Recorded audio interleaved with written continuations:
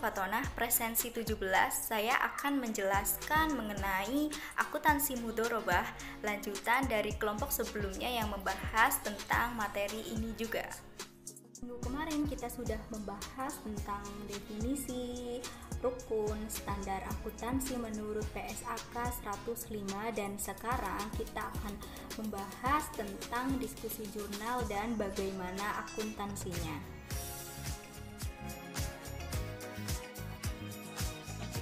Pembagian keuntungan akad mudhorobah. Dikenal ada revenue sharing dan profit sharing. Kalau PLS itu profit and loss sharing. Jika tinjauan dari profit and loss sharing adalah penjualan dikurangi harga pokok penjualan, laba kotor dikurangi beban. Nah, hasilnya adalah laba rugi bersih. Laba rugi bersih inilah yang kemudian menjadi profit sharing dan nanti dijadikan objek untuk pembagian bagi hasil. Ada yang namanya pemilik dana atau investor atau yang kita sebut sohibul mal, dan juga ada pihak yang kita sebut sebagai pengelola dana atau sebagai mudhorib. Lalu sohibul mal menyerahkan modal kepada pengelola dana. Jadi usaha mudhorobah atau akad mudhorobah itu dianggap berjalan kalau modal sudah diserahkan kepada mudhorib. Modal mudhorobah itu bisa dalam bentuk kas dan juga bisa dalam bentuk aset non-kas.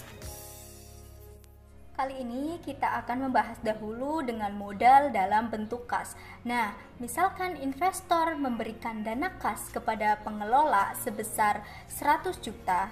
Lalu bagaimana dengan akuntansinya?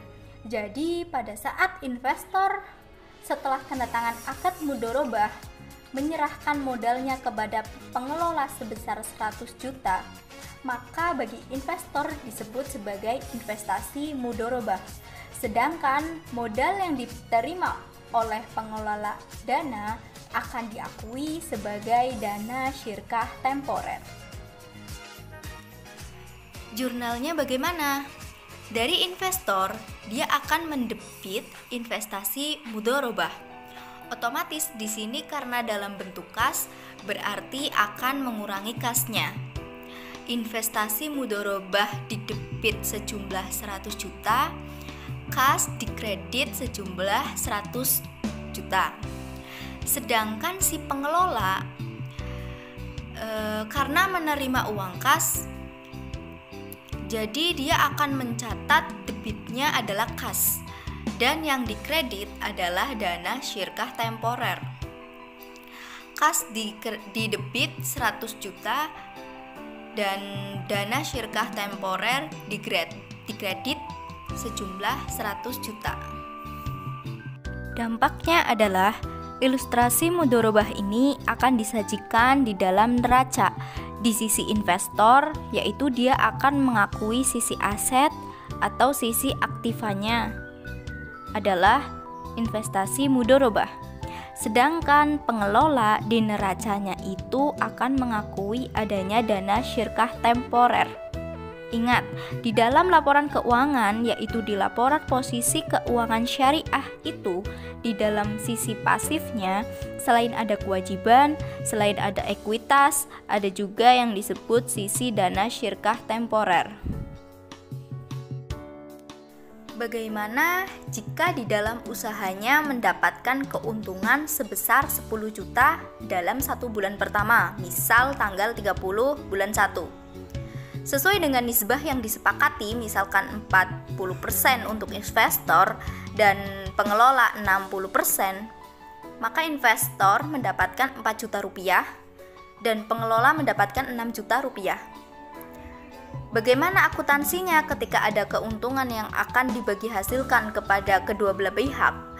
Maka untuk investor akan menulisnya piutang bagi hasil mudhorobah di debit 4 juta dan pendapatan bagi hasil mudhorobah dikredit sebesar 6 juta. Jika di sisi pengelola mengakui pencatatannya hak pihak ketiga atas bagi hasil didebit sebesar 4 juta dan hak pihak ketiga yang belum dibayar dikredit sebesar 4 juta. Ini pada tanggal 30 kalau pembayarannya dilakukan di awal bulan. Hak pihak ketiga atas bagi hasil sebesar 4 juta akan disajikan di laporan laba rugi pengelola. Hak pihak ketiga atas bagi hasil tidak bisa diakui sebagai beban, dan hak pihak ketiga yang belum dibayar sebesar 4 juta akan masuk di sisi kewajiban jangka pendek di neracanya pengelola. Sedangkan di sisi investor, di neracanya akan muncul piutang bagi hasil mudharabah sebesar 4 juta, dan laporan laba ruginya akan muncul pendapatan bagi hasil mudharabah sebesar 6 juta.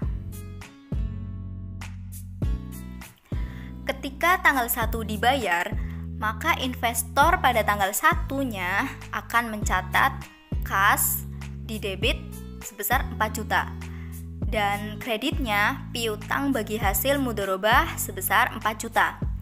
Di sisi pengelola akan mencatat debitnya hak pihak ketiga yang belum dibayar sebesar 4 juta dan kreditnya adalah kas sebesar 4 juta. Nah, ini berlaku terus sampai akad ini berjalan. Kalau misalkan di dalam akad ini modal 100 jutanya itu dibayar secara bertahap atau secara periodik atau secara angsuran, misalkan sebesar 10 juta, di sisi investor akan menerima debitnya yaitu kas sebesar 10 juta dan kreditnya adalah investasi mudharabah sebesar 10 juta. Sedangkan di sisi pengelola akan mencatat dana syirkah temporer di debit sebesar 10 juta dan kreditnya adalah kas sebesar 10 juta. Nah, lalu bagaimana jika modalnya dibayar atau dikembalikan di akhir akad? Maka jurnalnya itu investor akan mencatatnya debitnya adalah kas sebesar 100 juta dan kreditnya adalah investasi mudharabah sebesar 100 juta. Sedangkan di sisi pengelola akan mencatat dana syirkah temporer di debit sebesar 100 juta dan kreditnya adalah kas sebesar 100 juta. Ini semua adalah transaksi akad mudharabah dengan modal kas.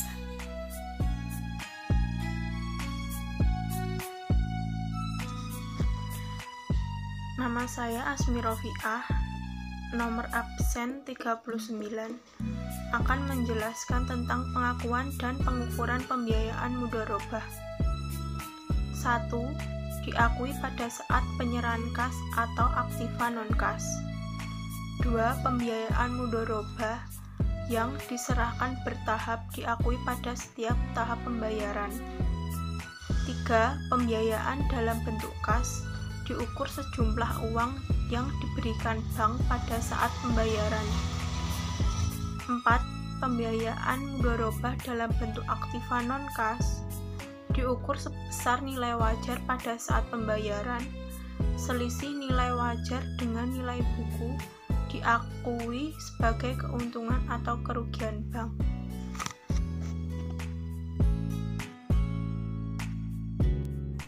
Tadi kita sudah membahas soal akad transaksi mudharabah dalam bentuk kas dan sekarang kita akan membahas soal akad mudharabah dalam bentuk non-kas. Ini contoh soal dalam pembiayaan mudharabah dalam bentuk non-kas, artinya dalam bentuk aktiva. Bank Syariah memberikan modal dalam bentuk akad mudharabah berupa mesin. Nilai buku mesin 400 juta rupiah. Nilai wajar dari mesin adalah 380 juta rupiah, sedangkan biaya akadnya sebesar 2 juta rupiah. Nah, nilai buku ini yang tercatat ya teman-teman. Artinya berapa sih belinya waktu itu? Nah, yang tertulis di soal itu 400 juta rupiah. Karena ini berupa aktiva non-kas, maka kita harus ukur nilai wajarnya berapa. Dan ternyata 380 juta rupiah. Nah, berarti ada selisih nih sebanyak 20 juta. Diperoleh dari mana? Dari 400 juta dikurangi 380 juta. Artinya di sini bank mengalami kerugian penurunan nilai sebesar 20 juta rupiah. Maka pencatatannya yang didebit adalah pembiayaan mudharabah sebesar 280 juta. Kemudian kerugian penurunan nilai sebesar 20 juta, dan yang dikredit adalah mesin mudharabah sebesar 400 juta rupiah.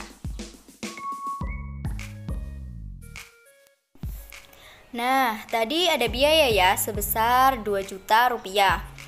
Kemudian ada dua kondisi terhadap pencatatan kondisi ini.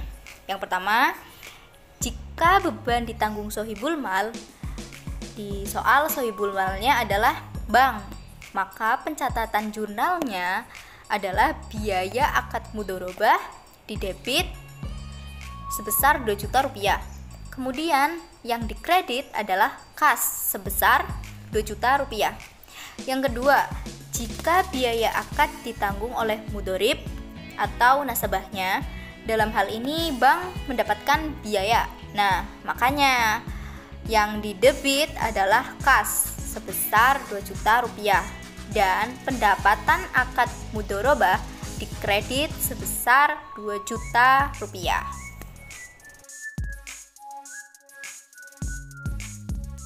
Nah, jika ada kondisi pembayaran kembali dari nasabah, maka posisi pencatatan jurnalnya adalah kas didebit dan pembiayaan mudharabahnya dikredit.